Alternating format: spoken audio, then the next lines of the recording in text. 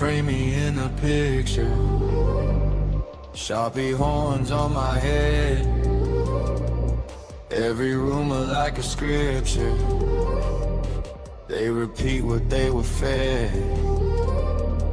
Yeah, I'm walking through the whisper.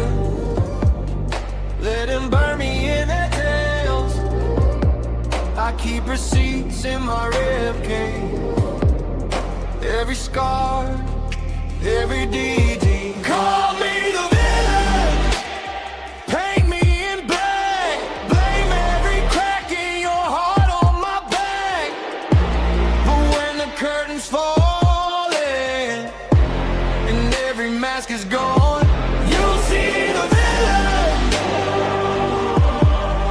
was the hero all along. Yeah, I'm the villain. I'm the hero all along.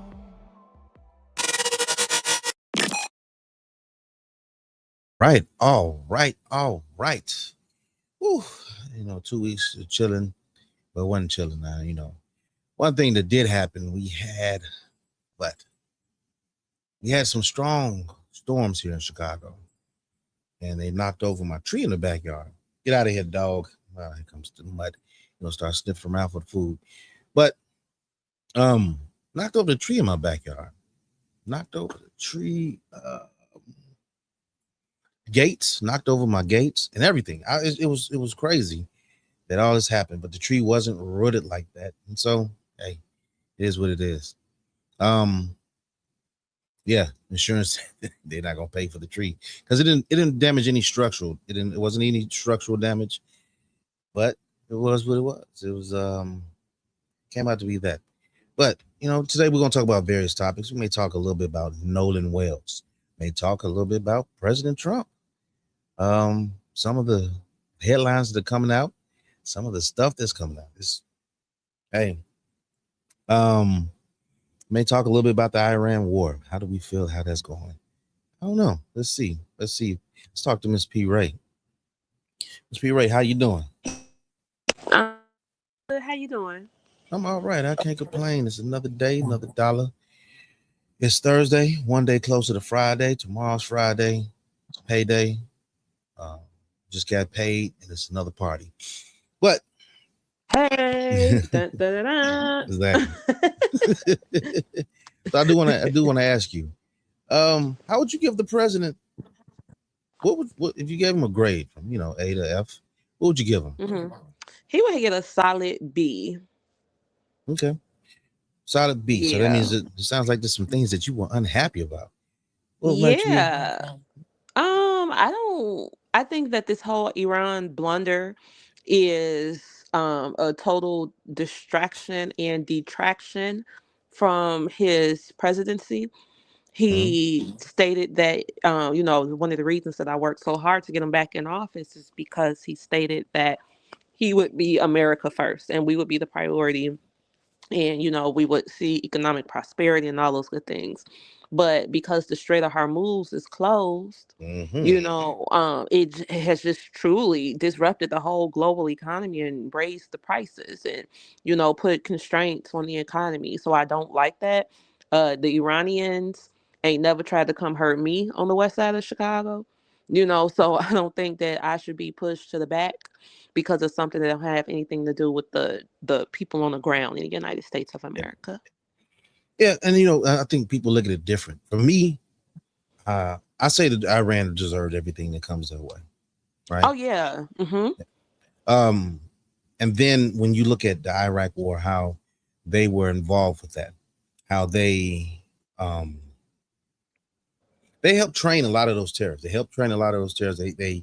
They actually had training camps in Iran, sent them over to Iraq, come attack us. IEDs, V-beds, as some of them we call them V-beds, that's vehicle-borne IEDs or improvised explosive devices. They would train them in guerrilla warfare. So they did, and they've been underhanded in a lot of stuff. Now, can't say the U.S. hasn't been underhanded in a lot of stuff as far as towards them. And I think Iraq and Iran war, I think the United States helped Iraq, Mm-hmm. right? Um, and so when that happened, of course, that's going to probably bring some resentment to us. But we're talking about 47 years, and I think the Iraq and Iran war was longer than that. But it comes down to the point where we are spending a lot of money on the A bonds being lot of dropped. money. Mm-hmm. A lot of money. And the thing is, Corey, these people know their land. They know those Mm-hmm. mountains. They know the caves. They know the landscape. So Mm-hmm. there's nothing that we can do. No matter if we drop all the bombs in the world, that's not going to level those mountains. Mm-hmm. That was our failure in Afghanistan. That's why Afghanistan is called the graveyard of empires, because anybody who's ever tried to fight them have lost. And I would say the Mm-hmm. same with the Persians. The Persians were fighting and winning wars all the way back when Jesus was alive. So Yeah, they know what to do and how to do it. I just don't they know think this warfare. should have been a priority. Huh? I say they know warfare.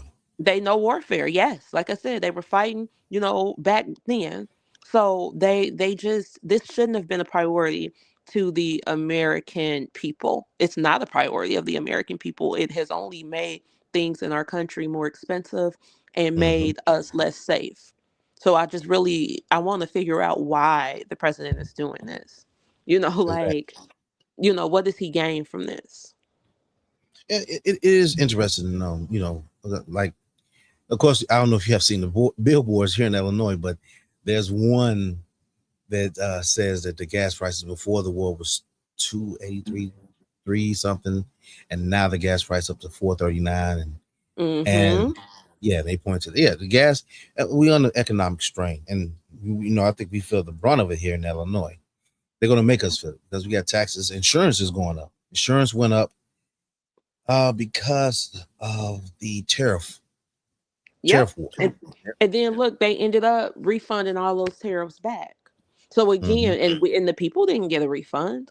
Yep. So it's like they're just doing these money grabs for the corporations. And I know that makes me sound like one of them weird socialist people, but like I just think that the president should have just focused on the American people. He should have just focused on the deportation campaign. He should have focused on securing the border, sitting out stimmies and all the good stuff that he said he was gonna do. It has not fallen to the ground to the American people. Now, I will say in the same breath that the president does have Operation New Dawn here in the city. I They seen are that. locking people up that should have been Mhm. locked up a long time ago, and we're happy for that assistance. But overall, money is tight, Yeah, and it's not flowing like it was flowing during his first term. yeah, I can admit that. And one thing I do think about is, would there be any criticism coming from the left? Let's put it that way. Would there be any criticism coming from the left if this was Obama that did this? I don't think so. No, Obama was droning American citizens. He killed the whole American family in Yemen. Mm-hmm. Like, that was bogus. I don't care. Under every circumstance, he was supposed to capture that man and give him his court date.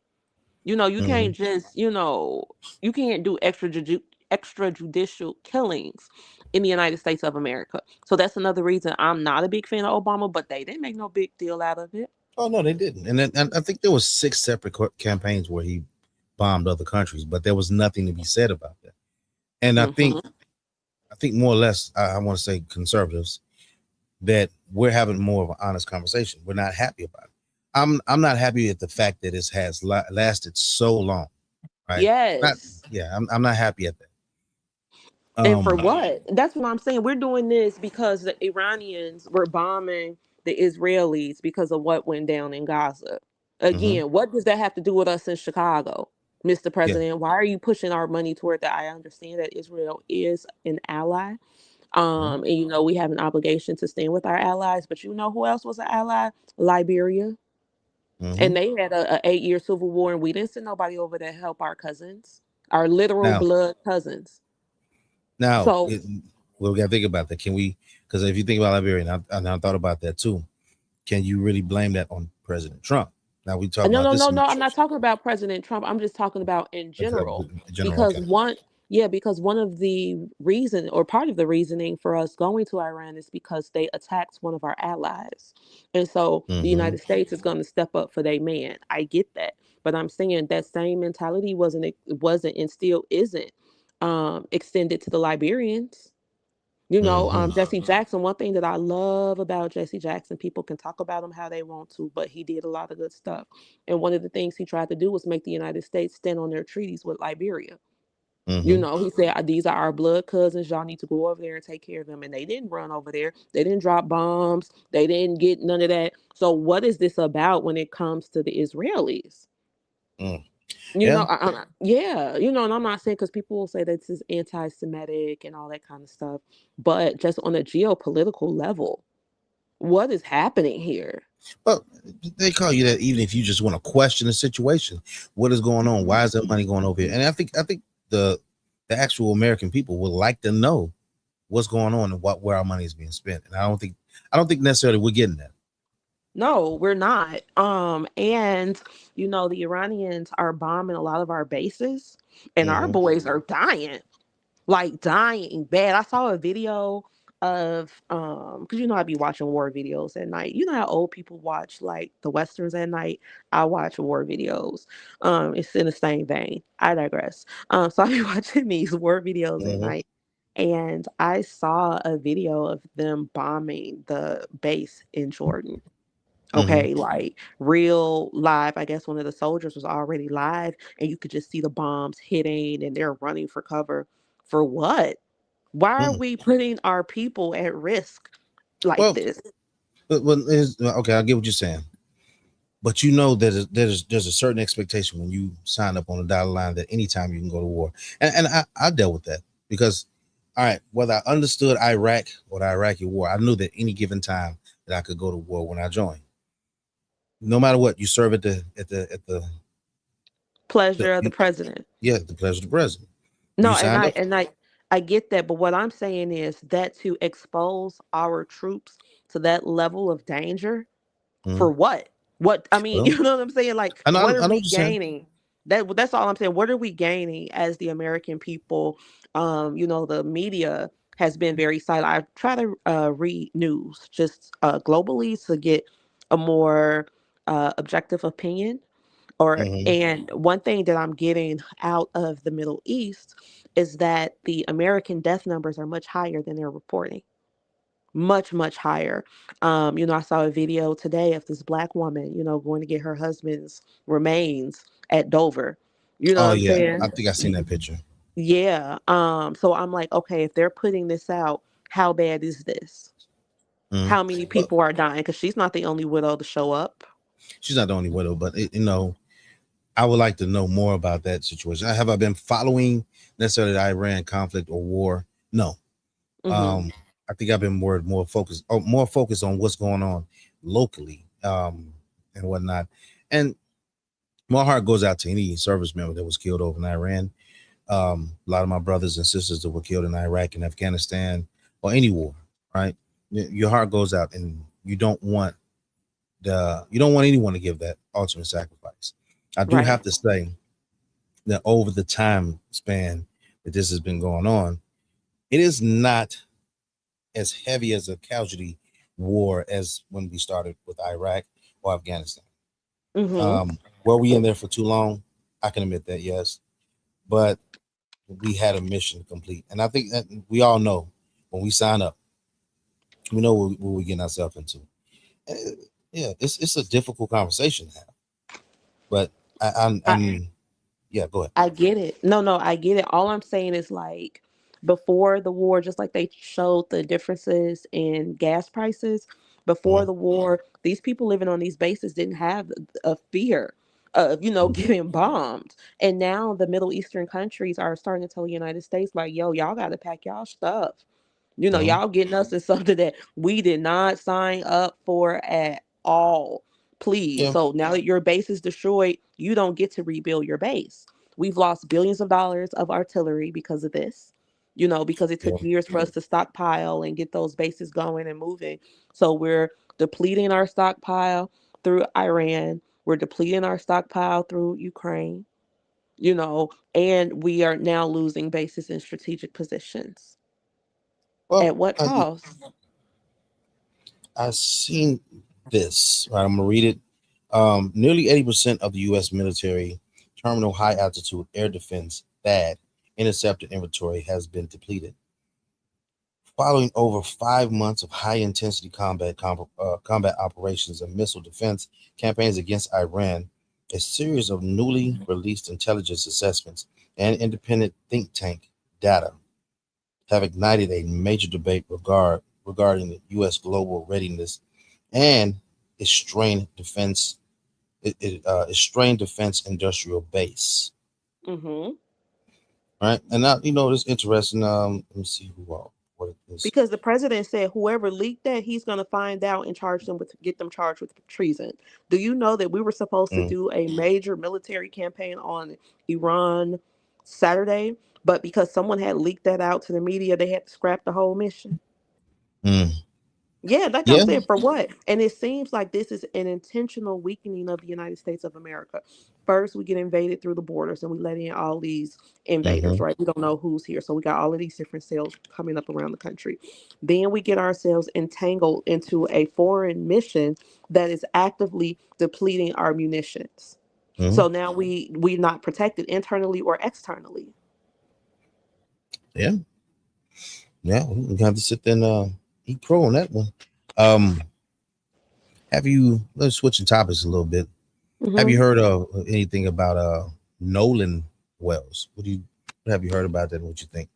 I want them to conclude the investigation before I say or think anything. A I think the couple of same things. thing. One, I saw pictures of them at that event. These are like scores of teenagers on these boats, okay? So they Hmm. all, got their little coastal lifestyle. Everybody get their boat out, goes to the little island, float around, smoke weed, drink their liquor, touch on Hmm. booties. Okay, that's what they do. Um, and so one or two things I believe happened. One, when they said that they left him there, I don't think it was a thing to leave him behind intentionally. I think they thought he was just gonna catch a ride with somebody else because there Well, was so many people out they there. went there in three boats, so there were two boats Yeah, that were remaining there. So the first boat that left, they felt that he'll hitch a ride with someone else, and plus they were trying to take their boat back because it started to sink. yeah. And the village pump went out on it and started to sink, and it had quite a few people on that boat. You can hear it on the audio. That lady, the sound engineer, Lord have mercy. I don't know Lord if you have heard about it. mercy. Yeah, you know what? That brings up another question. If racism is so prevalent, why do people have to fake it? But we'll probably talk about that a little bit. Let's focus on let's focus on Nolan. Um, and I think it's a tragedy that the kid, drowned. Past. Yeah, passed. Let's put it past. We don't know, right? We haven't seen the toxicology. We haven't seen the autopsy. We haven't seen anything yet.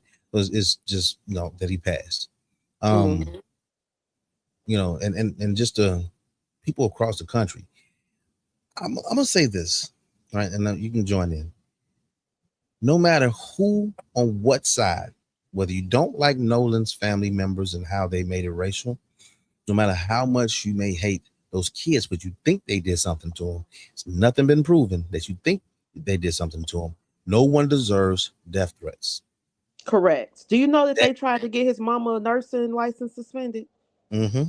Yeah, like what the hell? This lady just buried her son, and now y'all playing with her like this because she want her baby to get a full investigation on his death, And she's deserved that, and she right? She's deserves that. mhm. Yes, yeah. So like I talked to someone today about it, and they were like, he, the body was turned over, and it was missing a throat, and he had a mark on the back of his head.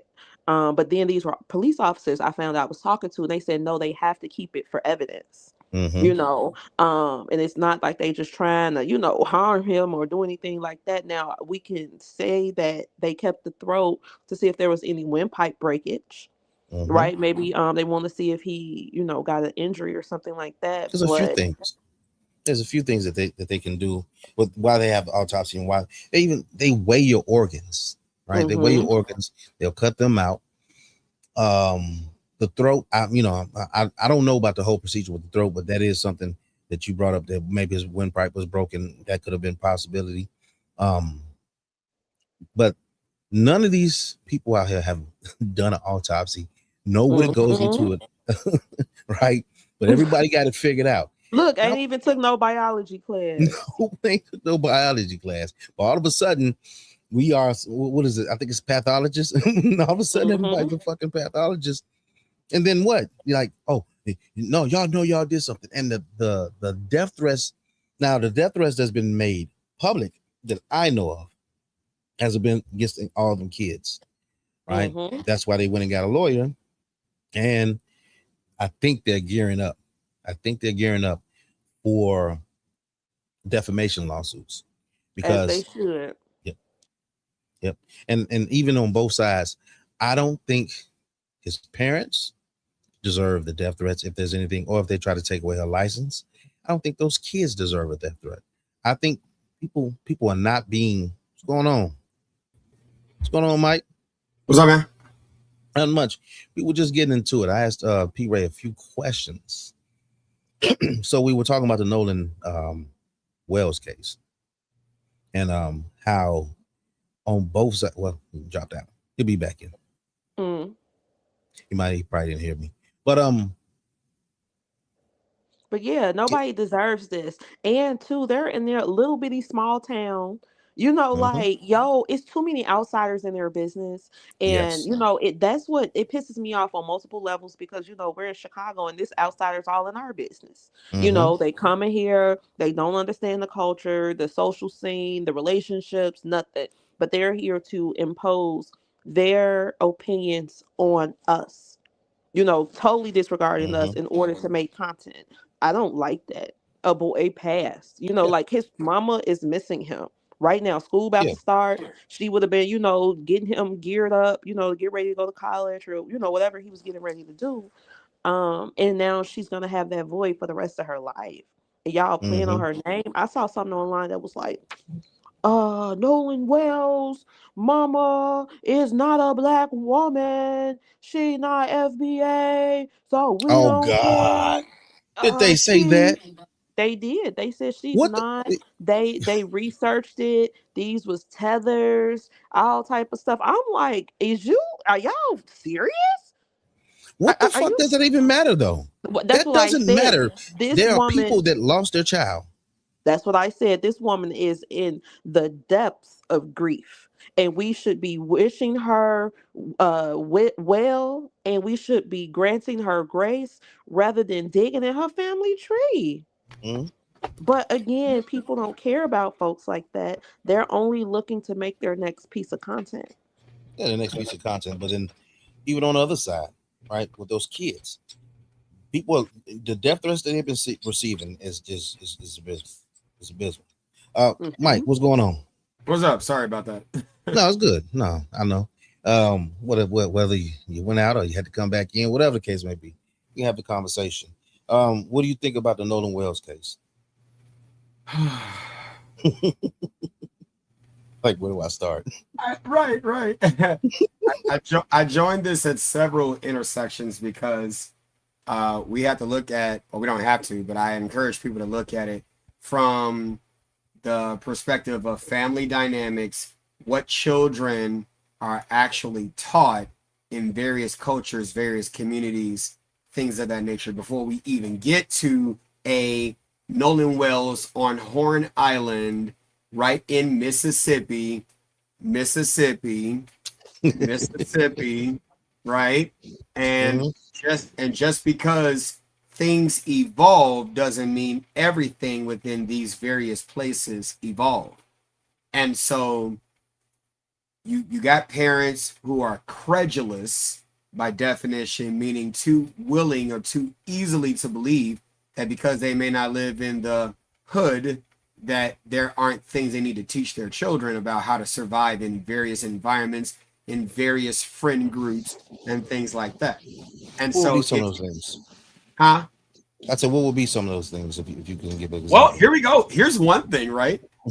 Your friend group can turn on you. Mhm. I'm not saying that's what happened. I'm saying No, these no, I are know what you're saying. these are objective truths, and you understanding this very well. General Mad Dog Mattis in Iraq, what did he say?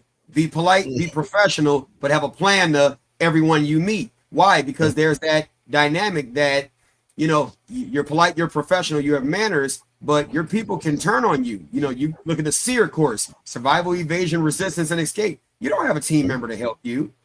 You have to learn how to survive in these various environments. And the problem is, I watched that Good Morning America, and I'm going to land on this, unless you want me to keep on going, whatever. But No, I haven't seen it though. But go ahead. Yeah, Go ahead. I watched that Good Morning America interview with Gayle King with both mom and dad, and I was listening to specific things that they were saying, coming from a family and consumer sciences background, early childhood education, tactics, all the different things.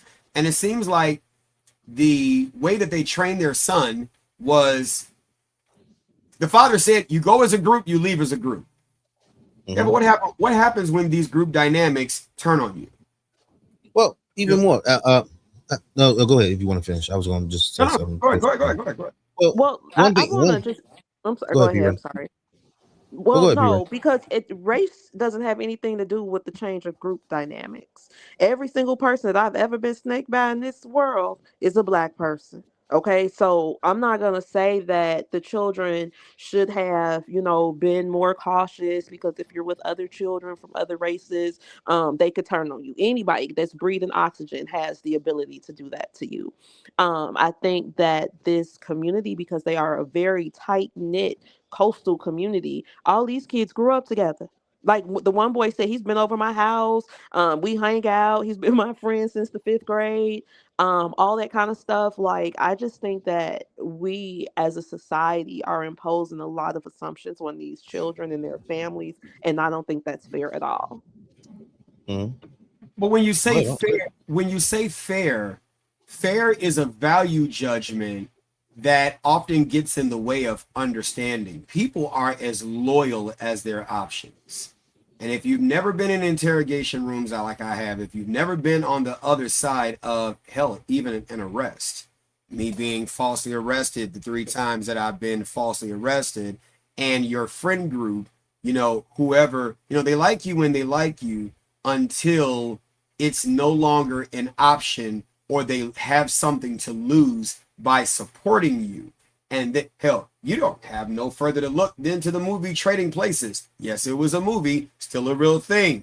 Dan Aykroyd was Dan Aykroyd in his character until a bet was made, a trade was done, and next thing you know, Billy Ray is in Dan Aykroyd's position, and Dan Aykroyd's in Billy Ray's position. And the friend group you turn to, all of a sudden, they're not your friends because it's no longer popular to support you because they would stand to lose something in supporting you. When you don't understand that dynamic about human relations, regardless of race, but not excluding race, because it is, in fact, a social construct that can be used at times when it's beneficial to people. That's the very essence of a construct.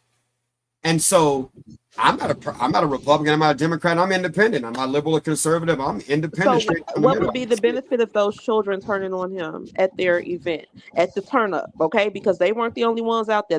Their crew took 3 boats out there, okay? There were boats, there was liquor, there was food. Like I told Corey, they went out there with their people to fill on booties and play in the water and get their teenage lifestyle on. So what would they have gained from killing somebody in their crew?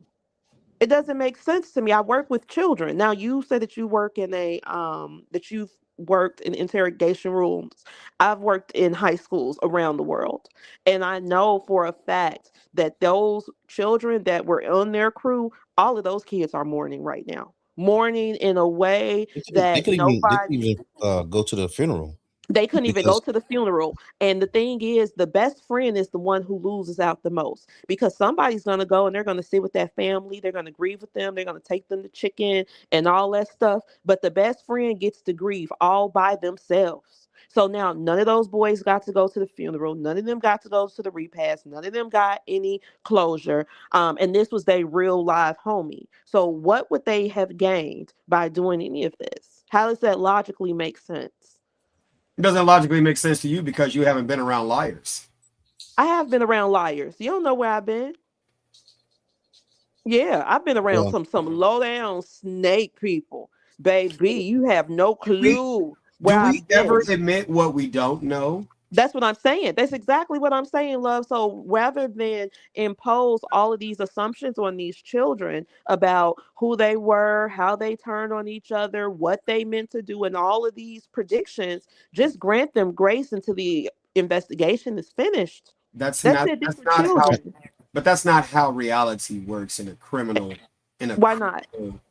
because that's not how it plays out in a criminal sense. You want to grant them grace. I'm not saying they are at fault. I'm not saying they are not at fault. But you say you work around children. Let's go there. Uh-huh. What's one of the things that causes children to lie? The thought of getting in trouble. Okay, so what's the developmental name that promotes this line? Tell me about it.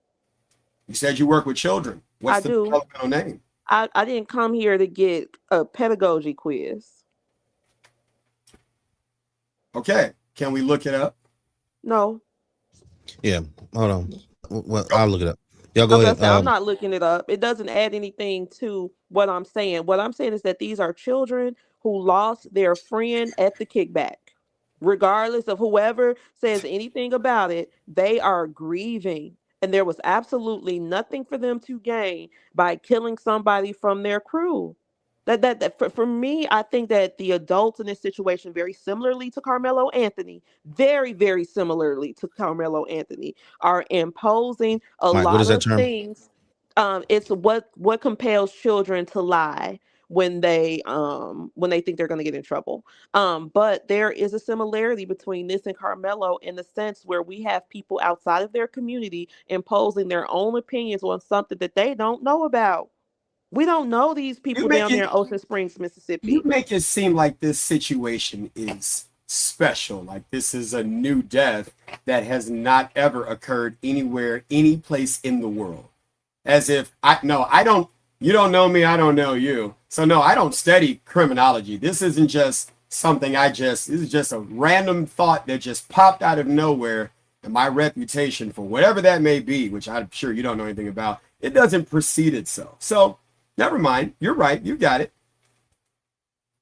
Because these children, right? Because children have never ever committed homicide or been involved in something that directly is connected to a homicide, but have had to withhold information under the advice of counsel, right? Under the advice of counsel, because talking about things, right, they could either be an accessory after the fact or I land.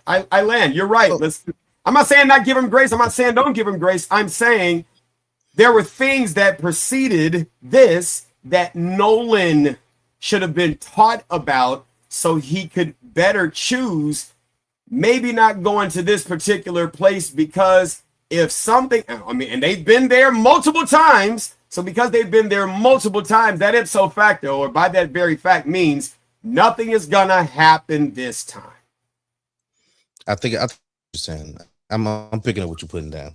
So That's the all thing I'm is, saying. don't get so comfortable. Yeah, that's all I'm saying. That's it. I think You know, I mean, Right, everything that's is. But what I you think can't be he's saying. comfortable with nobody. That's my point that I'm making. Mhm. Yes, we can't be comfortable. So for me, let's put this in a different perspective, okay? I live in the blackest community in the United States of America. And the reason that I live in this neighborhood with my two college educated parents is because my daddy said white folks ice ain't wetter and white folks water ain't colder. Okay, just because we got college degrees don't mean that we got to go out there and deal with them. I would rather deal with vice lords than racist white people. So when I tell you I get it, I got it. I got every single thing that you guys are saying about being careful about being in those environments and all Well, that kind of I stuff. don't. What I'm I don't think it's that. saying, no. What I'm saying is I just want to lay that foundation to say I completely understand what you're saying. All I'm saying is we have no evidence of any of this speculation. None.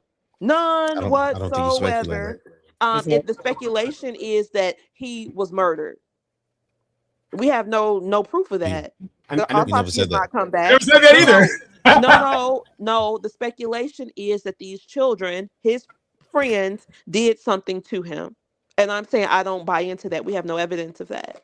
None But whatsoever. that's not what I'm saying. I never said his friends did something to him. I'm saying the objective truth that your friend group can change. I didn't say the friends had something to do with his murder. Someone else out there could have done that, and the friends could have knowledge of that, but coming out and saying something would shine a light more than the family is prepared to do. So under the advice of counsel, they're not saying anything. Under that, that's what I'm saying is there's a lot of different dynamics in this that make this questionable, right? And because it makes those things questionable, there can be motivations to lie. And that period of development is simply called negativism. That's what you said you work with children. So as a person who teaches professional development, you know, degreed and all that stuff, I'm always going to challenge what somebody says they know, because Correct. if you know this thing, I do know these things, and you keep bringing up the fact that I said that I work with children. I do. I have a master's degree in education as well. So what I'm kind of not here. what kind So of hold on. education? So we're not here. I'm not interested in having a degree debate. I'm not interested. I didn't come here for that. I didn't come here for that. We are talking about Nolan Wells. Corey said, "What do you think about Nolan Wells?" And I said, "Let the investigation go through." That's it. You have to teach your child, regardless of if they're around white children or black children or Hispanic children, wherever they are. You have to watch yourself. So I do agree in that way. Excuse me. I do agree in that vein. However, I just don't think that it's fair to anybody in this situation to racialize it.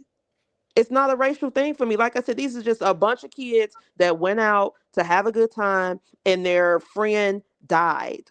Let's go through the investigation before we assign any type of culpability to anybody, because we don't know what happened. We don't know. You don't know. I will sit there. I think, You weren't but there. P-Ray, I think we're in agreement with that. To the fact that we're not putting anything. Are y'all gonna echo? No, I'm sorry. That was me saying I stopped myself. I'm sorry. No, Okay. I'm getting an echo. I'm getting an No, echo. No, maybe it's on my. maybe it's on my end. All right, so I I think I that think what we're trying to say is we get what you're saying. I I get what Mike is saying. Mike is saying. Don't be so Don't be comfortable so with comfortable with situations. You might put yourself into possible drowning, especially when you got a horn out. I know what you're I know what saying. you're saying. On the other side, On the other as side, as far as that the investigation is not over yet. Right. And I agree with both of you. But Mike, you got something you want to say? Go ahead. Well, systems are not just paper. Systems are people. Constructs are upheld by people. Do we even know what a construct is? It's held by people. So when you say don't racialize it, I understand the perspective that you're coming from, or at least I think I do. Don't assume all white folks are racist, all black folks are victims. This is a white versus a black thing. No, that's not what I'm saying. What I'm saying is, as a person who, by the way, That's not what I'm saying either. Again, wait a minute, Corey. I want to say this to you and your guest. We can have a conversation, and I'm here for the conversation. What I am not here for is condescension. Okay. Several times in this conversation, just from the time we started talking, there's been a high level of condescension, and you don't have to do that, sweetheart. I'm not. You got a degree. Hold on. You went to college. I went to college. My mama and daddy both went to college. This is normal stuff for me. Okay. So we have to stop that. We have to have a real conversation. I'm not sure if you know what construct means. We know what all of these words mean, sweetie. Just say what you're going to say without being condescending. It's coming off very rude and disrespectful, and I'm not here for that. I'm not here for that at all. Corey, so it's your choice. What would you like for me to do? Because you already know I am a highly rude, offensive, and condescending person. And if you say you know something, I'm going to ask, what it is that you know, because I'm an epistemologist. I don't know if you know what that means. I'm an epistemologist. Sweetheart, I don't care about what that means. That's Again, fine. I'm not What here would for you that. like for me I to don't do? care about that. Do you understand me? Do you understand that I'm not impressed by that? And the That's fine. fact I that don't you are care. Corey, what even would you like the for me? even the fact that you are saying that you identify Oh, as you're someone as muted. being rude and condescending is uncalled for. We're here to have a conversation, not stroke your broken ego. Please. I'm very condescending. Corey, what would you like for me to do with your platform? All right, so let's yield to you. let's move on. Let's move on. All right, so I did ask a question earlier to P-Ray. I'm still getting an echo. I did ask a question earlier. I don't know if you want to get into it, but what do you think? Oh, how would you grade the president right now? And if there's any problems, what do you think there is? If you want to get into that. Ladies first. Oh no, she already talked about it, so it's on you. Yeah, I mean, I don't have an opinion. It's a tough job for him to do. I mean, I don't really have an opinion on his presidency. I voted for him 3 times, just like I voted for Obama twice. I don't really have an opinion on the job that he's doing because I don't sit in his seat. I know he has a job he has to do, and he has to appeal to those he has to appeal, to. As a person who understands ontological respect, Marcus Aurelius said it. You can always exercise not having an opinion. I exercise my opinion and my vote for the reasons I did, and that's that. Understood. P-Ray, is your mic open? Let's see. No. Mike.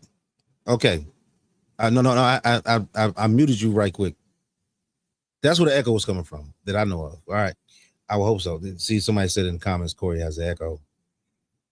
Do you have the echo cancellation on? Cancellation on.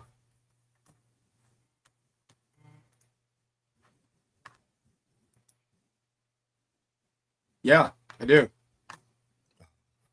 StreamYard. Okay. All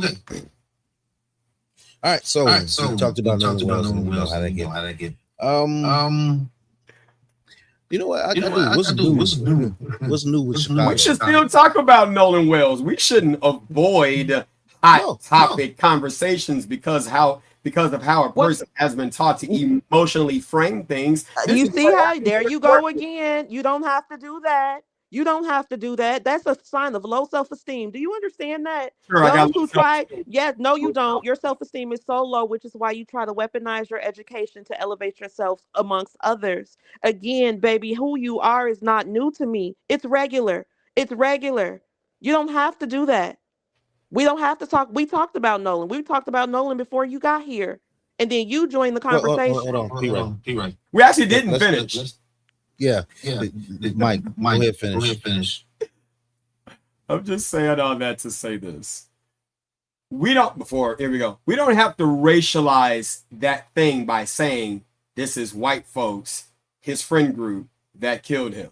But because they were not the only ones on the island, right? I could see if it was they were the only ones on the island, but they weren't. This was the 4th of July weekend, and you even have Ben Crump who said, well, Nolan Wells, he was a strong swimmer, and how could he leave on the boat? And you got, okay, great. Strong swimmer in a pool is not the same thing as strong swimmer in this island.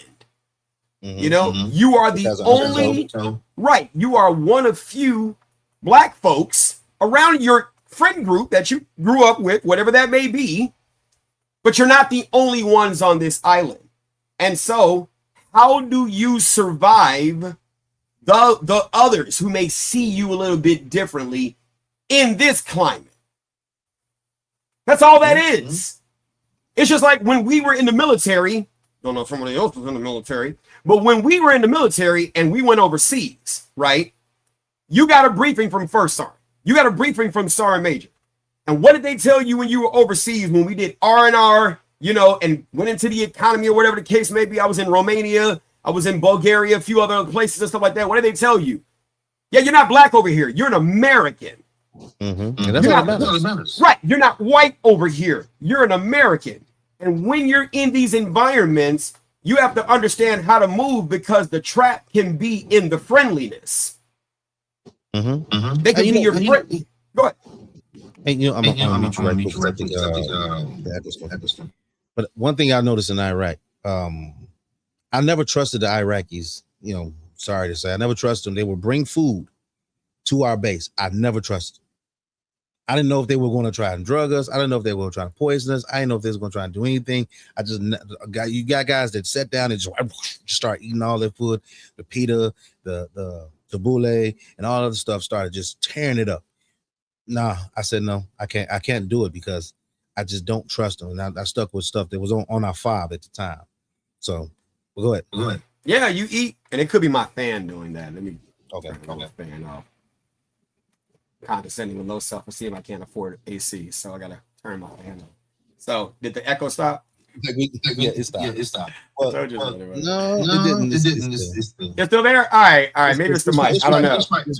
It's probably StreamYard or whatever. They're having this problem with it. All right. Okay, that's the thing. All right.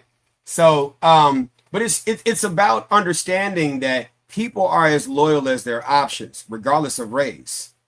One thing I do agree with, what P. Ray said, well, the other host said, is that most of the treatment that I've received negatively have come from people who look like me. So you see what I'm saying? Like, I don't say that all white folks are good or all black folks are good, and nobody is ever good or bad. Good in the Greek is agathon, bad in the Greek is kakon. It's a subjective good. What may be good for you could be bad for me and vice versa. So no one is ever good or bad. People are as loyal as their options. It is what it is.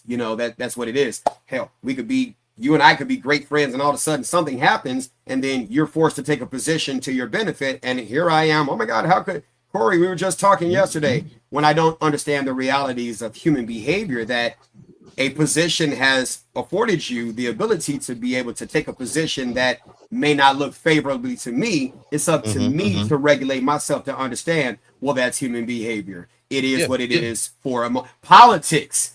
Somebody knows about that. Politics make strange bedfellows, right? 1 minute you're Republican, 1 minute you're a Democrat, Tiffany Henyard. Now you're Republican in Georgia. You see what I'm saying? Like, stuff happens. You see that's human behavior. And you should know it shouldn't matter. Wherever you go, you need to know that loyalties can change, even among someone you knew for the longest of time.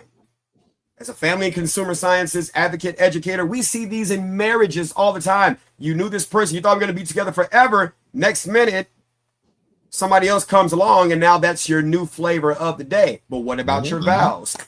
Human behavior. Human behavior. Some people look at them vows as just words. That's just words. Yeah, it was what I meant at the time, and now this is a new position that is at my doorstep. These are the options I have to consider. And so, maybe Nolan did stay on the island to talk to a girl. We don't know. Pussy is powerful. Like, that's the thing. Yeah. We don't know. We don't know. His family didn't educate him on a lot of things. What's kind of confusing to me. I don't think anybody heard anything from her. She might not say anything because she just don't want to be involved, especially with all of the death threats that are coming. We were just talking about the death threats that was sent to the kids. Yeah. I don't know if there's any death threats sent to the parents, but there are death threats that being people are getting locked up federally. And now here, I told y'all, look at her. She got a Jerry curl. I told y'all, see, look, she all of a sudden Rachel DeLethal, and she wanted to be black, and she got with our boy Nolan Wells, and next thing you know. So if I'm her parents, I'm like, look, y'all wanted to fuck, y'all didn't fuck, is what it is, right? I mean, things happen. Children are attached to their phone, but have you ever been at an event and you were having, maybe you were having so much fun, it might have made you forget your phone. We don't know, but I know this Nolan Wells case is not special. There are other cases that happened. 18-year-old Daniel Irving, April 13th, 2026, and Nicholas Roper. It just happened days ago. You see what I'm saying? There are plenty of incidents of things that occur criminologically, right, where people lie to protect themselves. Race may have a factor to do with it. It may not. We don't know, but it's not special. We can speculate. That's the very I'm nature of the court of public opinion. I'm gonna mute you right there. All right, so it's kind of like I'll equate this to the Kanika Jenkins situation, where they just went crazy on the friends. They were like, guess what? They must have did something. It was a girl that went live one time. I said, boom, this what Her name happened. was Irma or something like that. She had an old lady name. Irene. Irene. That was her name. Irene. She was like, boom, this is what happened. And I'm like, wait a minute, how do you know all this happened? And they started to stalk the friends. They started to give death threats to the friends. We know you killed that girl. And then it comes out, all these people ran up there and they wanted to be the next social justice warrior, but she died in the refrigerator. P-Ray, you want to talk about that? Yeah, so Kanika and her friends went to a hotel party. She got drunk and separated from her friends and walked into a freezer that closed behind her, and she froze to death. And the way that people carried on is just like they're doing with Nolan Wells. That's why I'm so big on just wait, because people said the same thing. How could y'all let y'all friend go? Y'all all supposed to come together. But Kanika's friends, when she went missing, they went crazy. They immediately called her mother. Her mama came up there. They knocked on every door they could in the hotel. Everything. The sirens went off immediately for this girl. I think she was like 18. But again, all those people had to eat crow, didn't they? Everybody who had something going on, they said that the Mexicans had took her in the freezer in a garbage bag, and they had a video of that. And then the Mexican had raped her. Remember that part? They raped her, and they were all trying to keep it a secret, and blah blah blah blah blah. Again, all of these people making up all of this speculation and harming her friends as they are grieving, real live grieving. They don't get any grace in this. They're hurting just like everybody else, and this is their real life. This isn't something that they're reading about and participating in, and whatever. They're giving their public opinion. No, this is their life. So that's why I'm saying let's wait before we harm some more people based on our own speculation. Again, we don't know. We don't know what happened, who was there, what have you. And I just don't think that it's fair for us to say or to assume that anything other than what they're saying, which is that this was an accident. Let's see what happens after that. If it comes back in the windpipe that they're investigating, if it was fractured, okay, then Nolan, got choked and thrown out. That is a different thing because But they that kept doesn't the always windpipe mean in that. his lungs. Huh? That doesn't I'm always sorry. mean that. Well, no, I'm just saying in general. I've never done an autopsy. I don't know anything about that. But what I'm saying is, if I'm sure you do. However, whatever they're looking for in that windpipe and whatever they're looking for in those lungs will give us a conclusion of some sort of what happened. But again, I'm not I don't think it's a good usage of conversation to speculate what could have happened because there is no bottom to that. You can come up with story after story after story after story after story, just like with Carmelo Anthony. And now we got all these people who making up these emotional assumptions and attacking people. No, I don't do that. Go ahead, Mike. You got something to say? Of course, I got something to say.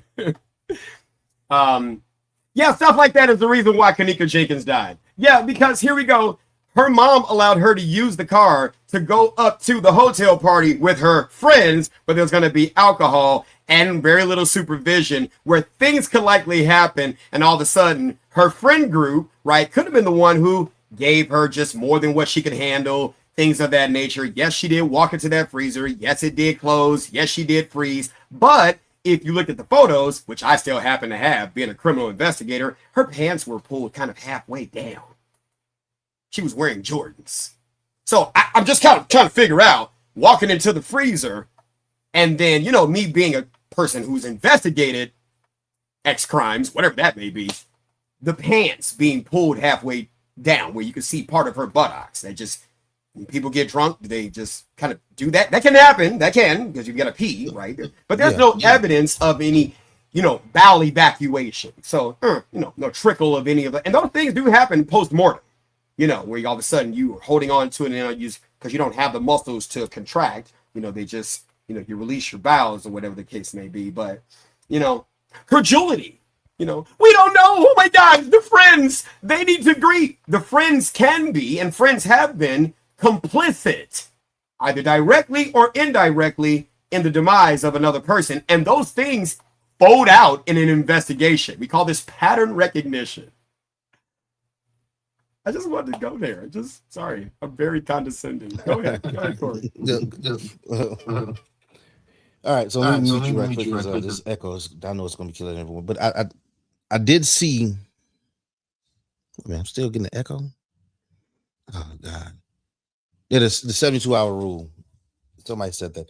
I'm going to have to probably drop out and come back in. I'm going to see what I can do. Mike.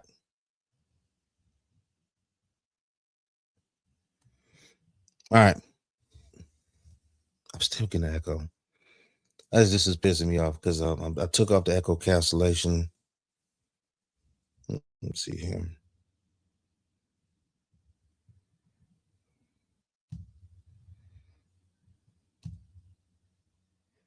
All right, test. Oh, wait a minute. That's what it is. Okay. Let's see if Mike comes back in. But yeah, since we were talking about it, Kenneka Jenkins, you don't know what happened to her. I'm pretty sure everybody had.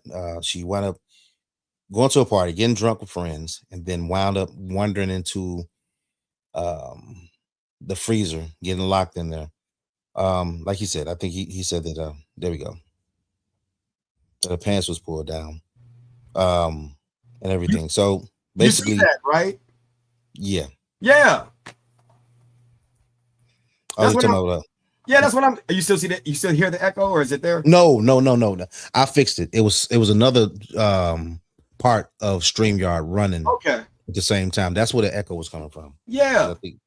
But my thing is, I mean, don't get me wrong. P. Ray, I've watched some of her content. I know she's on WVON, is all that great stuff. Cool person, all good, you know. But on this one, she's wrong. She's wrong. You know, and the thing is like, don't get me wrong. Multiple things can be true at the same time. You'll sometimes hear somebody say, well, two things can be true. No, this isn't a binary, babes. This isn't concrete operation. It's formal, abstract, nuance. The law lives in that. Multiple things can be true at the same time. One, we're talking about the things that children and teenagers, especially in Black culture, don't get taught because they got credulous, stupid, and ignorant. A percentage of parents in our culture, they're dumb before they have kids, and then they have kids and raise us to not know. And then it's like we get into these situations and it's like, well, what about the friends? They have to mourn and give them 72. And I'm like, did you not forget that Kenneka's mom, oh, by the way, today she's losing her mind.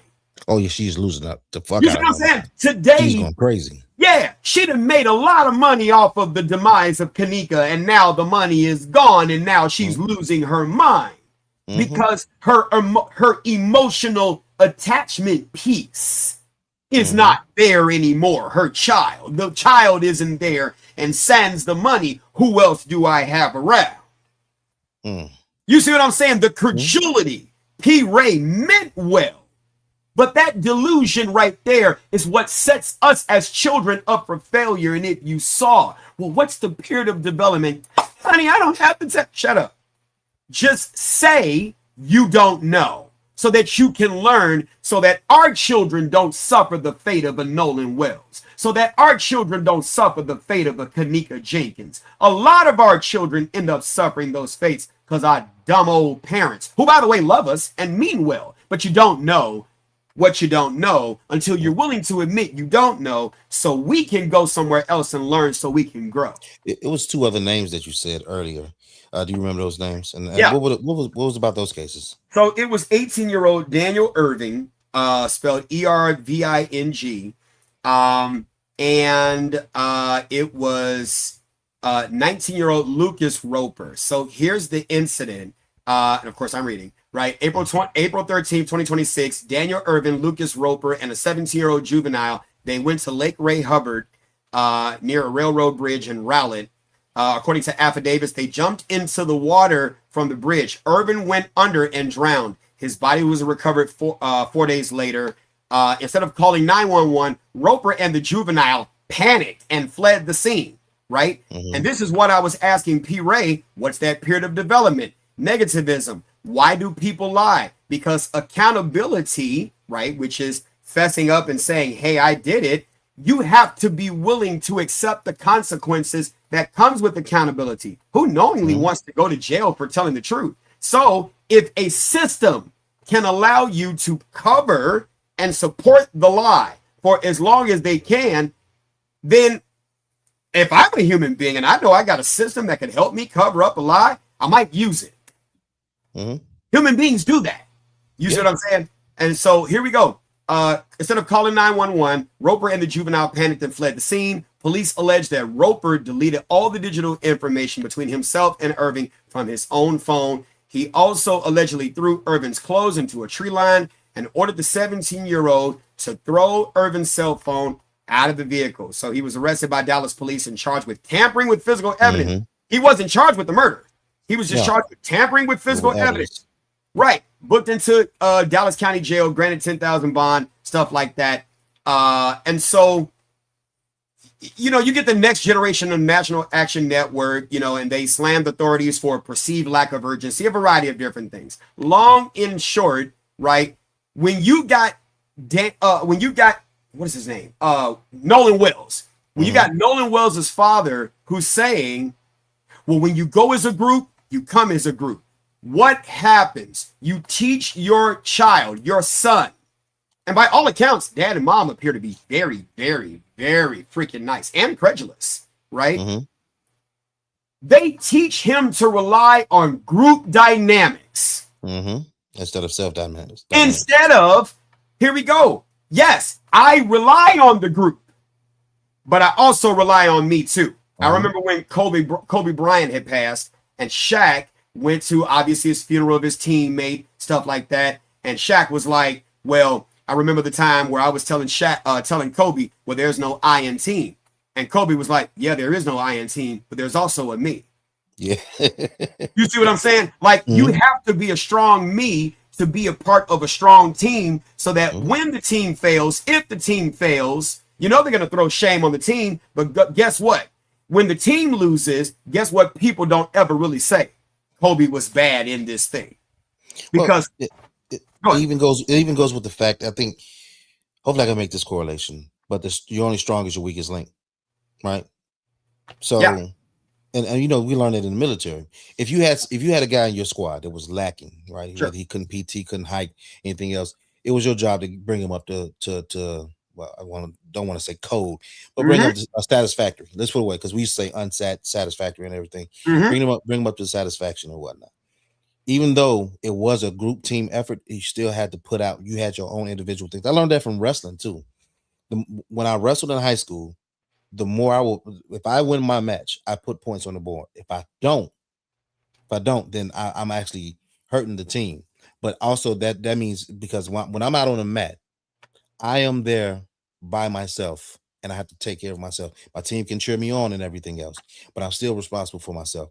Do you think I'm right in that assertion or close to the correlation?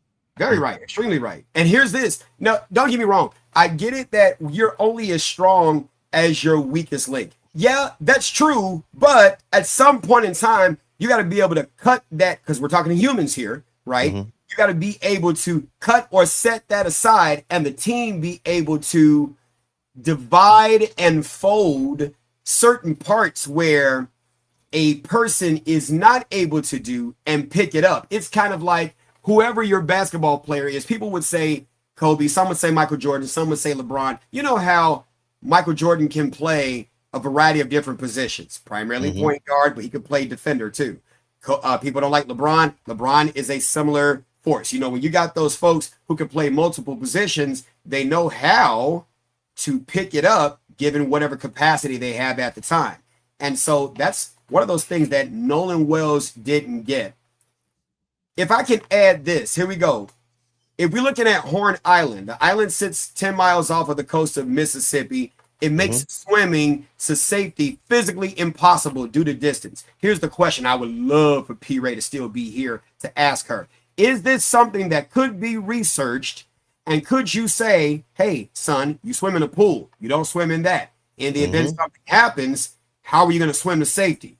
You can't, right? Here we go. Zero infrastructure. There are no roads, no buildings, no stores, no emergency shelters. So in the event something happens, where are you going to go for safety? Nothing there.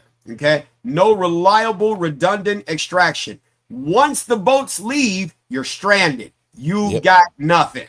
And you can't. It's like you can't use your survival tactics because you can't drink water. Right. The water is salt water. That was one of the next things. I'm sorry. Go ahead. Nope. Yeah, you can't drink the salt water. You're out there. You don't have food. And what if you were drinking? You're already dehydrated. So all these things can happen to where, was he left on the island? I don't know. And but yes, I get what you're saying. Look out for yourself and make sure that you at least have some type of exit strategy, or that you don't get too drunk, because you're out there on your own. Even when I go out there hunting, right? I let someone know where I'm at, or I try to make sure I'll take tourniquets with me. Right? I can't rely that I can use my phone and call somebody to come pick me up, or they're gonna be able to find me in the woods. So I take tourniquets with me, take first aid kits with me. I get what you're saying about the whole look out for yourself. Do you think the friends have any type of not culpability, but any culpability in this? Do you think they have any? Not just the friends. Let's just say that maybe other guys that were friends, because the friends that left the first time, because there was 3 different boats. There was friends that left the first time. They, were taking on water. Their boat was about to come down, about to sink, and they had to figure that situation out. There was 2 other boats that were left, and no one still hasn't heard anything from Katie. What do you think about that? Well, the thing is, again, back to the people are as loyal as their options. We don't know what they knew and the conversation that they had at the time. You got all those people out there. I don't know how many of them had phones, but we record things all the time. We don't know if they got a recording. We don't know if they don't have a recording. But one thing I definitely know is this: just because you know your son's friends, you don't know the parents, you don't know all of the parents' relationships with other people who, by the way, as soon as this happened, I am almost certain that these people phoned them and said they went into, hey, kids, say nothing. Give me your phones. Give me this. Give me that. Let me see what we got to scrub this. I'm not saying that, but I could see. Can you understand what I'm saying? I could see these networks. I could see these networks coming together, because some people are checker players. Some people are chess players. And just because, we all grew up together. I think that's one of the things that Mom said. I got the transcript right in front of me. Her 2 sons, Jalen and Jay Bonley, they grew up together. They played City League sports together. They played sports together. This is all that Mom kept saying. Mom doesn't know anything about the relationships that these people have. And so one thing I can tell you is this: you find out have you ever had a friend or someone who all of a sudden it's like you didn't know they had access to these things until something came up and they was like, hold on, I know a guy. And you're like, how the fuck? They don't tell you everything. You don't know everything about these people. Yeah, we think we do, and especially if we know them for years. We think we know them inside and out. We think we know everything about them, and we have these deep conversations, or we tell each other secrets. Some of them, some people, they're gonna die with them secrets, right? And you will never know why, because you're not in that circle. It's like the United States government. There's things you need to know and things you don't need to know. If you don't need to know them, you won't know them. General Colin Powell even said it best. They get to ask the questions, you get to answer them. How you answer them is on you. You can't be mad at the person asking the question. How do you get to answer it? P. Ray knows that better. Asked her about that, deflected. You see what I'm saying? It's deflection. Pete all day. I'm throwing shots at her now. She's gone. I hope she's still watching. I do. That is very rich for me. Being a Republican, which I love Republicans, love Democrats. I'm not flashing hate, but being a Republican crying in liberal tears is the absolute irony that was just amazing just to witness. Keep going. All right. So I think we talked about a little bit earlier, that we see the death threats coming through. I think we can switch it a little bit. Death threats, you get them. How do you protect yourself? Not just necessarily from the death threat. That's gonna come. People call your number, find you on internet. Anything else? Is there anything that any advice that you would give to people out there to protect themselves physically from a death threat? Well, as a person who gets them, I know this all too well. One, I would argue that you definitely need to have a comfortable relationship with death. It's a part of life. That's number one. Number two, people threatening things, that's easy to do because it's just words. They can easily say these different things. They can dox you. They can say, I'm going to pull up. Swatting. Yeah, they can do all those things. Most people don't follow through with them. Mm-hmm. When I say most, there's context in that, because even if, now look, if somebody in the streets wants you, depending on what you did, it's what's the underlying motivation behind them doing that. If you did somebody in the streets, urinate on the grave, and you could be found, yeah, you probably gonna get found for real, because what's the underlying thing? It's the cultural motivation behind the, I gotta get you, because if I don't, I look bad to my group. Yeah. You know what I'm saying? So there's that. But if you look at most of these death threats that happen on here, I would say their capacity to be able to travel a distance to be able to take you out, somebody really has to be willing to go to jail. Somebody has to really go to jail, and then go to jail in a whole another county where they don't know anybody. And hold on, eyes are everywhere. It's easy to be tracked. You think you're flock cameras. Yeah, you think you're super secret squirrel, but your phone location has been left on. You didn't ditch your phone. You didn't go dark. There's a lot of things that it takes to be able to actually carry out that. It's not in your face, self-defense, spontaneous impulse, crime of passion, death threat. So most people are just talking. Very few will actually carry it out. What can you do? Aside from doing what everybody else does in the first 48 that's moved to a different place, there really ain't much you can do. You know, I don't know if anybody ever seen that movie In the Line of Fire where John Malkovich played John Wilkes Booth, the guy who was trying to assassinate the president. No.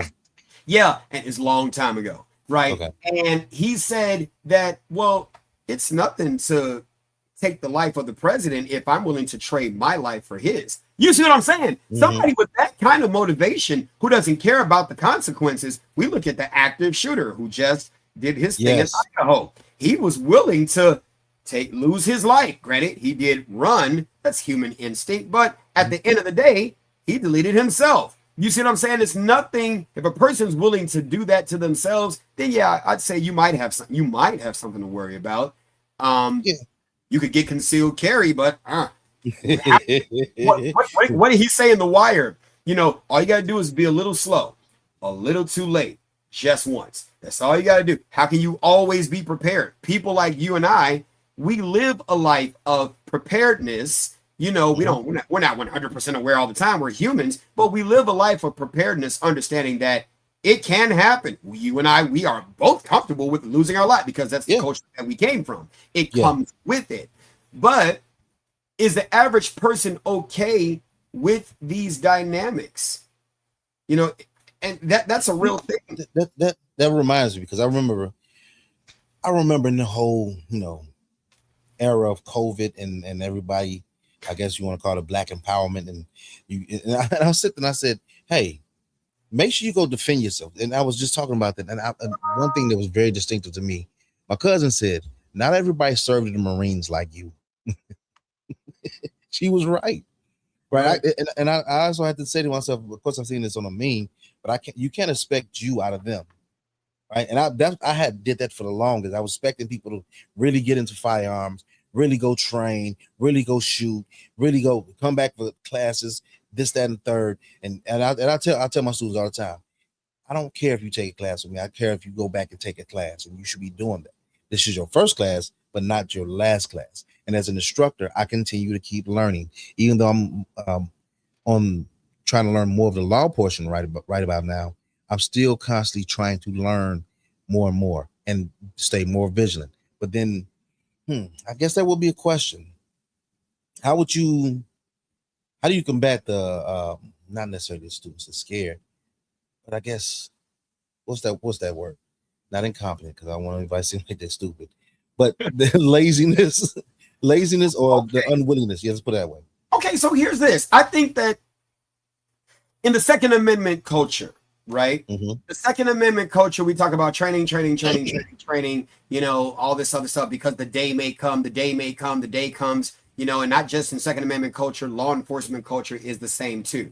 But there's a difference. Law enforcement knowingly inserts themselves into other people's problems, so the day may come faster for them. For certain people within the Second Amendment, who, by the way, may have adverse childhood experiences where they need a mission, they need a purpose. They went and joined the military, they went and joined law enforcement, but they are no longer in these things. They're looking kind of like, I said this before, kind of like a Belgian Malinois, right? There's a difference between a poodle, where you feed it, walk it, okay, but it'll find its own thing to do, right? And a Belgian Malinois that is a working dog. It has an active high prey drive. You got to constantly feed that thing, otherwise it'll get destructive, finding work to do. Some people are like that. So when you got that constant need to always get into this type of conflict, and you're looking for this ball to chase, you're kind of going to be prepared. To your point, and to your family member's point, or whomever that was, right? That was my cousin. Right. They may not live that life. And even I had to realize that after years of, come on, guys, it doesn't make any sense. Why are you not getting the training? Why are you not doing this? Why are you not doing that? Why are you not getting the training? I'm here. And you know me, I do this full time. There's no excuse. And it's like, wait a minute. Breathe. Breathe. Mike, that's not their life. They don't live around a lot of violence. They know that they don't fight. They know that they don't this. They know that they don't that. So the gun to them is a just in case I need to. And this is one of the things that the Second Amendment community doesn't necessarily understand. If you're not in the criminological space or homicide investigative space, you know, and you look at regular, average, everyday civilian defenders, most of the ones who've dropped bodies as a civilian, they don't have that much training. You don't have that much training, right?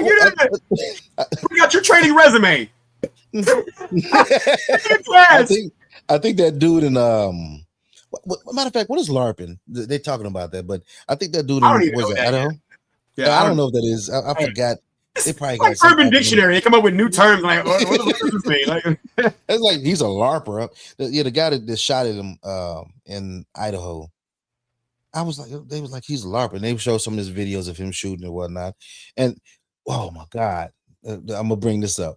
There was somebody in some group that said, look at them. They make fun of us for turning our guns to the side and whatnot. Look at him. And it's like he's just canting it because he's probably cross-eyed dominant. You never canted your gun. Like but you think about it. See, that's one of the reasons why I love Rob Pincus, Pincus,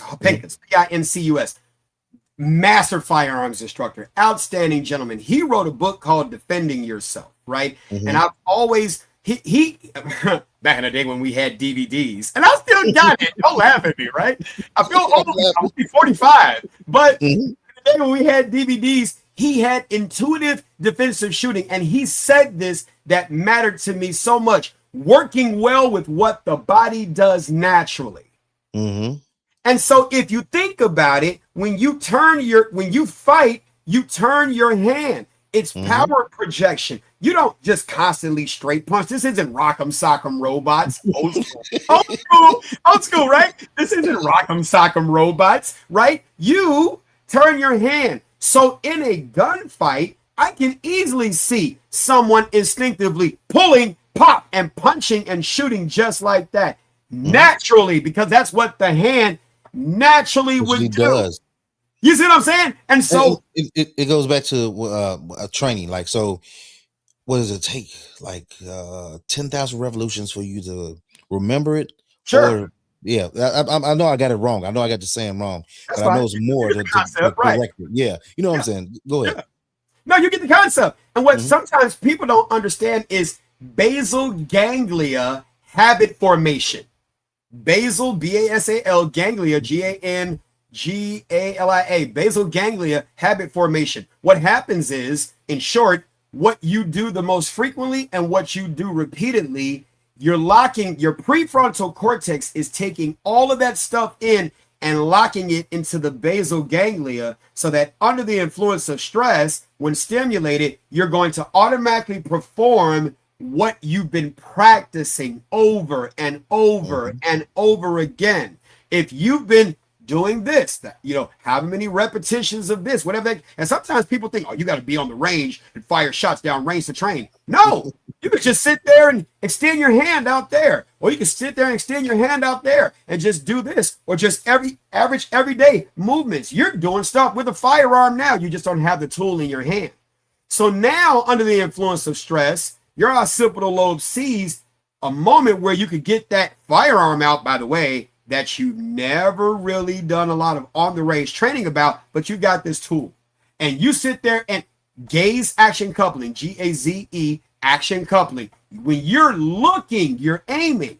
Now all you're doing is pop, connecting to right where you look. And next thing you know, the shot lands and it worked. Or better yet, like the guy in Idaho, guess what? You miss. That's the thing too.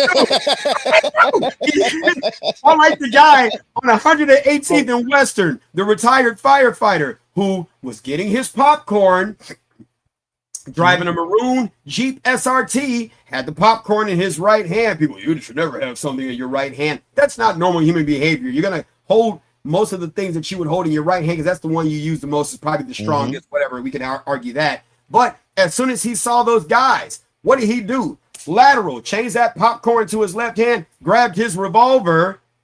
One guy came on the driver's side front from the rear. Two guys came on the passenger. What did Dwayne do? Pop. He shot that revolver. He didn't have it in a out the hip, old school. No, what did he like do? A defensive pistol. Yes, he popped just like that, just like this. And as soon as he did this, right, what happened? He missed, but it was suppressive fire, and it caused that guy to duck. Now, I run in that area all the time. Among the other areas that I run in, there's a wall attached to the actual building. If he would have seen that cover, because that's cover, not concealment, it could stop a bullet. Yes, yeah, I always say that in class too. Go ahead. He could have ran straight to that area, took a position there, and then been able to see whatever's coming his way. But that's not what he did. He ran after the guy because he had a revolver, only so few rounds. Conflict culture says you got to get him. If you pull it, you better use it. You better finish the job. And what did that do? That made him susceptible with his big-bodied frame self to that one lucky shot by the guy who was running away. Pop right over the shoulder, caught him right in the chest. And see, these are the dynamics that your flat range folks, or somebody's in my comments, why not 300, top 38% of instructors, they're digging on my practice score because I don't practice for speed and accuracy. I practice for the reality of the two-way range, because in Chicago, it gets real. You see what I'm saying? That one time where pop, the lucky shot, and I don't even call it lucky, that's just human performance. One of those shot over the shoulder. Right. Because the thing is, when you run after somebody, it is fair to assume, rightfully so, that person is going to run right in line with you. And so when you saw him, the brain is wonderful. That's why understanding things neurobiologically is important. Your occipital lobe took a snapshot of the last thing you saw, body structure, all that stuff. So it's easy to anticipate doing that. and the likelihood of it working. Mhm. Yeah. He said top 38% of instructors. What does that mean? He's digging up a practice score where I scored 38 because I'm not trying to rank high and practice. You see me on the man. Okay, you know what? Mike don't know how to shoot. I'm like, yeah, okay, whatever. Well, I mean, no, I was gonna say you can always stand in front, but don't. Right. I'm a horrible competitive shooter. I agree. I'll admit to that. I'm horrible in competition. It's more or less about it's more or less about surviving than counting. Thank you. That's what I care. But even more, all these people that talk about competition and whatnot. Guess what? You haven't had anybody shoot at you. Facts. You had all of this. You had all this training and everything else. I can guarantee you. I've been to Iraq twice, right? And I'm pretty sure you've been overseas. I've been to Iraq twice. It's a different ball game when you're getting shot at. Everybody thinks they know what they're doing until the rounds come down range and you hear.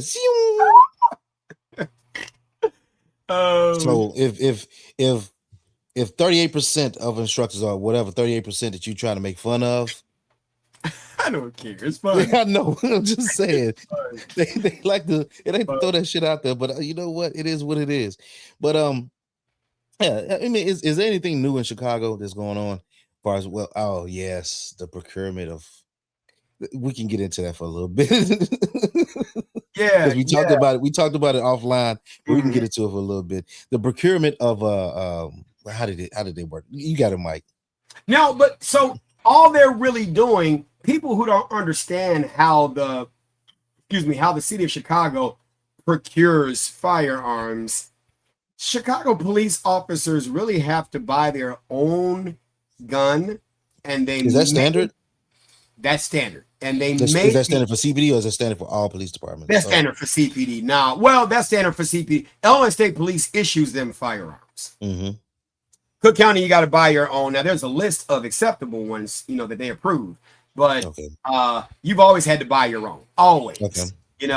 I remember when it was just double action only. You could only get you got the 92FS, which is traditional double action, and then you got the 92D, which is double action only. I remember you could only get double. This is the dumbest thing ever, but you could only get double that. It wasn't until Jody Weiss became superintendent where they actually allowed them to get striker fired pistols, because Jody Weiss was an FBI supervisory special agent, modernized the department.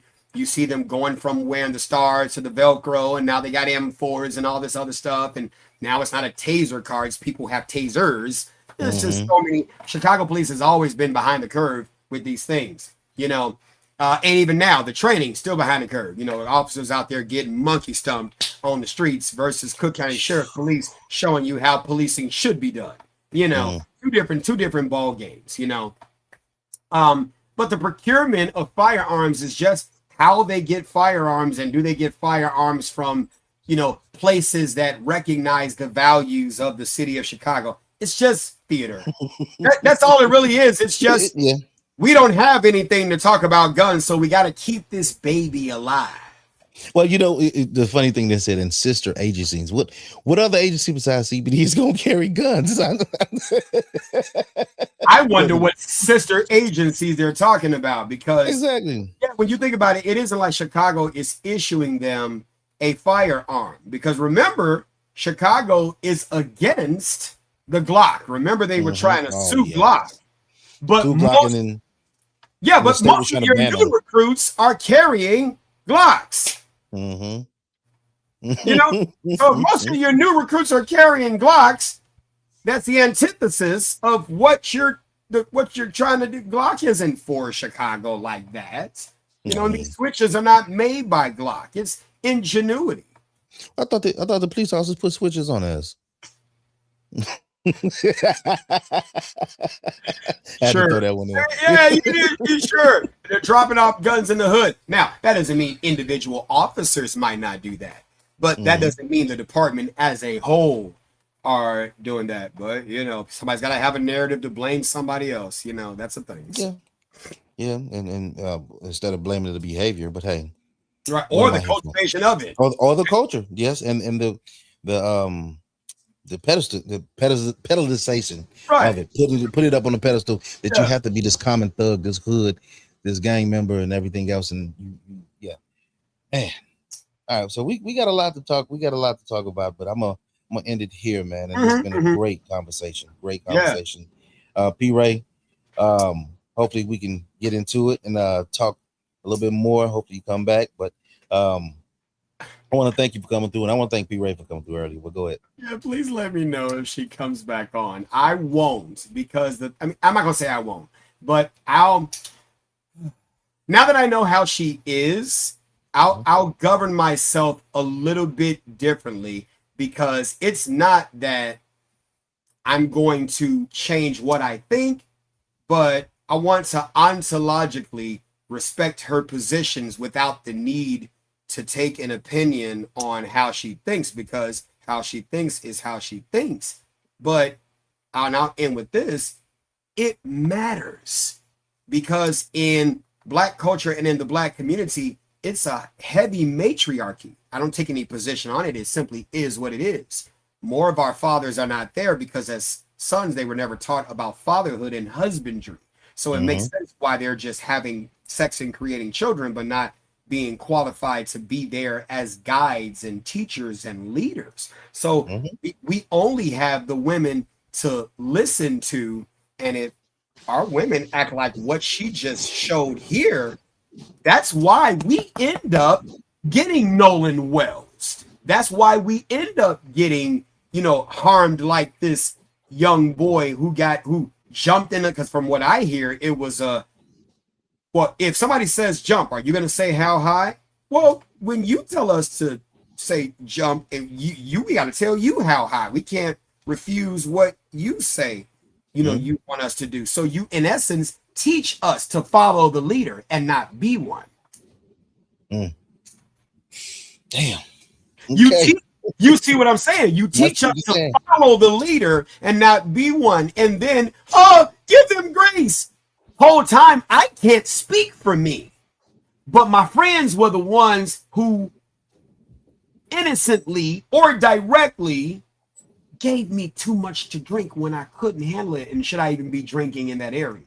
And same thing with Kaniga. You see what I'm saying? Yep. Had too much to drink. Had too many drugs. Too much to drink.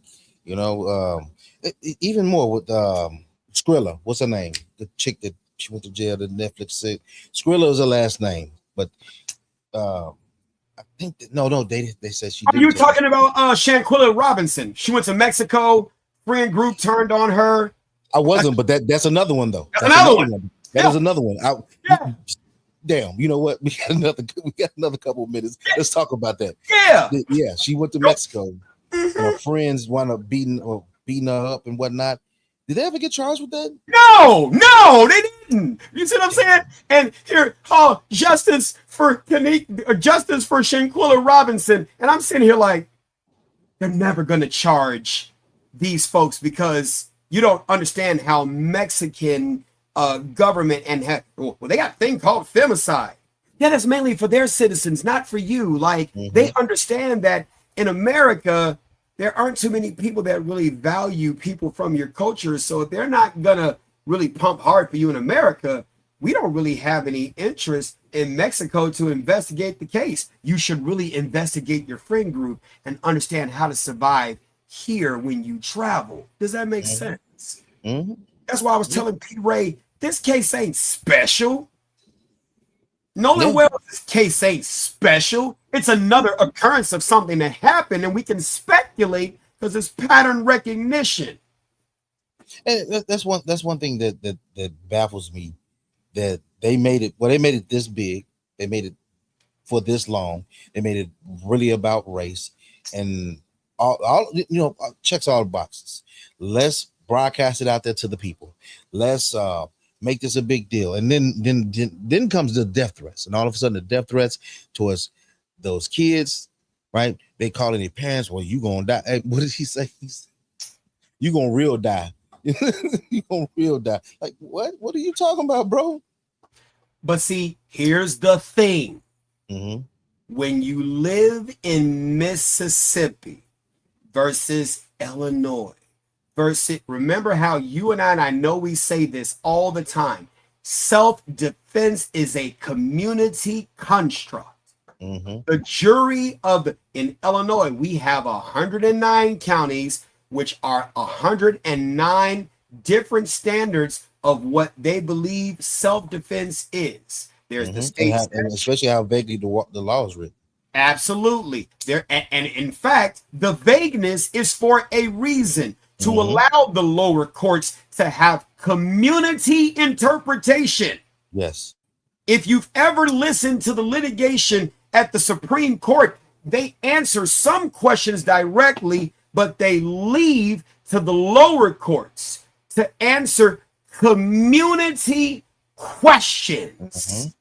So taking that into consideration, you have to understand the community constructs of how they defend themselves in civil court, how they defend themselves in criminal court, what constructs can happen if, okay, son, if you in fact lose your life and it is a racial thing, what racial constructs are set up that could be barriers against me finding out about how you lost your life?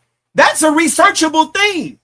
But when your mom and your dad are credulous, right, and they say certain things like, look, we always taught him, and I'm reading straight from their words, we always taught him, if you go with the group, you stay with the group. I always tell him, look, if you go with 5, you come back with 5. And he always said, yes, sir. This is what happens when you got dumbass parents who say, they give a warning, but they give no lesson plans behind it. You know, it's just so many other things. I've always told Nolan, you have to be careful. This is what mom said. I always told Nolan, you have to be careful when you have such a big heart like that, because you know that it's not always return that type of love. Well, if you know that's the case, then why didn't you teach him for what people do when they don't love you anymore? When the situation changes the love. We got 7, I'm gonna land on this. We got 7 types of love in the Greek. We got eros, ludus, agape, storge, philia, philaudia, and pragma. Those are all different kinds of love. All different kinds of love. All different kinds of love. And if you don't understand, the love of self can be greater than the love that I had for you. You're my friend, but I'm not going to sacrifice me for our friendship. I'm not going to jail for that. You know? Come on, man. Our dumbass parents, and they mean well, they love us. Cook all that great stuff. Oh my God, hug, wipe your boo-boos, kind of shit. And they can be dumb as fuck. And now we out there, oh my God, partying on Horn Island. You ain't got a motherfucking care in the world. And all of a sudden, somebody looks at you. Here we go. Not your friend group, but somebody, look at this Sigger out there. And all of a sudden, bam, and now, here we go. Now, you got your white friend group, who, by the way, was not racist. But all of a sudden, they have to perform racism to still be accepted amongst the others who look like them, or they could receive the same outcome he did. Now what? That's a possible thing. You see what I'm saying? All of a sudden, you in the community, you living amongst the gangster disciples, you ain't a gangbanger, but if you don't join, we'll kill. Bullshit. You know what? That brings up the guy out of California that lost his hand, 4 Extra. Yeah. So 4 Extra said that he would, as soon as the dude hit the yard, hey homie, where you from? You bang? And he was like, nah. Well, where your grandma stay? And watch. Oh, that means you the ops then. And he didn't care. Yes. He didn't care that you weren't in the gang, that you didn't get put on. He said you must hang with them, right? You must hang with them. So you finna catch this fade too. Yes. Right. So yeah, you're right about that. But hey, man, it's been great. I'm gonna get on out of here. Yeah, me too. I love it, and we'll be talking, man. Okay, and, man. Next time I'm gonna have some videos up for us to go ahead and review and talk about. Okay, right? that'll work. Yes, sir. All right, brother. Thank you. You too.